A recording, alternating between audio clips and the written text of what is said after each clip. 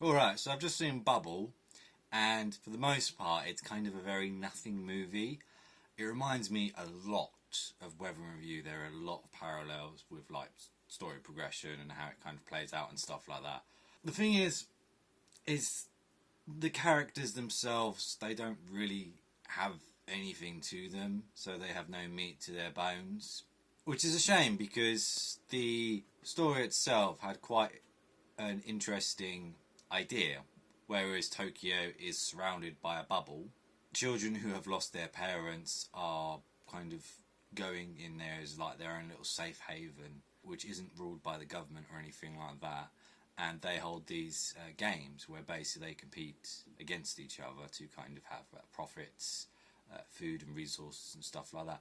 That was quite interesting, but apart from a few games, they don't really have anything else. And then we kind of get this bit where one of the guys falls into the water and he's saved by a bubble. And the bubble becomes a girl.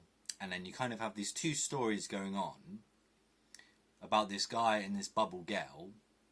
And they're kind of like, developing a kind of fondness for each other, kind of a little bit of like a relationship kind of thing. You can tell right away they're attracted to each other and they're kind of going through the motions throughout the whole thing.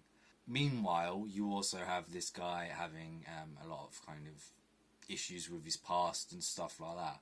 It mainly comes to fruition a lot later on, about halfway through this, because he starts talking about his past and you find out a bit more about him. Because constantly through the movie, he's very much a loner. He doesn't speak to the rest of the cast. He wears headphones and listens to music. When someone comes close to him, he's just annoyed by her presence. Yeah, and it's mostly like that for most of the movie. I would love to say more about it, but there's not really much to say because not really, even though like it's an hour and a half movie, nothing really happens. It's really bizarre.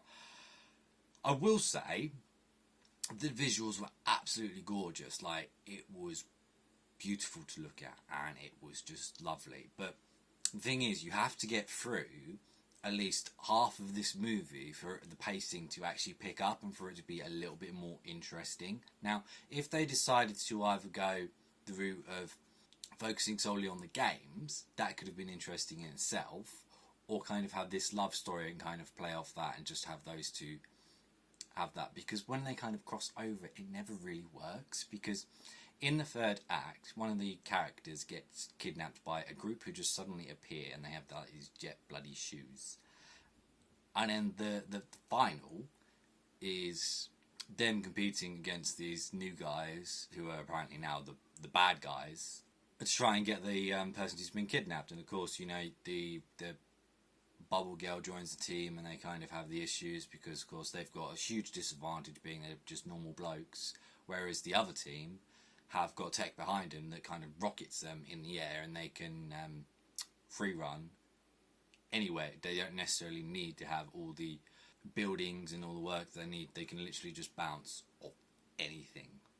And then you kind of get past that situation and then it kind of has another ending with Yuta and the Bubble Girl, where like more of the past is revealed and like the bubbles turned red and like it's mentioned like there's a spiral and don't go near the spiral, but it's never really developed. The spiral is red and the angry bubbles are red. That is like the only connection, and that's only because I'm thinking about it that I'm making that connection. That could have just been a coincidence.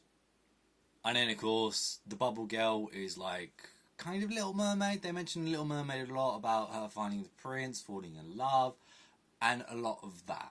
Is it well implemented in the movie? I would probably say it's not very well implemented in the movie because they don't really talk a whole lot. When she's introduced, she doesn't say anything at all because she was a bubble. She doesn't communicate. She's not human. She hasn't learned how to speak and stuff like that. It's only when she is with the guys and kind of developing that she actually can talk and stuff like that. But at the end, like, they're having like conversations and, well, I say conversations, it's a brief exchange at most, and like you get like things like suddenly having a sister that wasn't established anywhere, and you're like, okay, well, this is really out of the blue. it doesn't make a whole lot of sense, and like all these bubbles just start going crazy and start trying to cause another impact, and it's like, okay, well, nothing was established, and it's all just very random. All these things just randomly happen. I will say that the ending did have a lot of heartfelt moments. It actually pulled me in quite a lot, and I was actually, feeling for the characters and stuff like that. So it did its job in that. Would I say it was a great movie?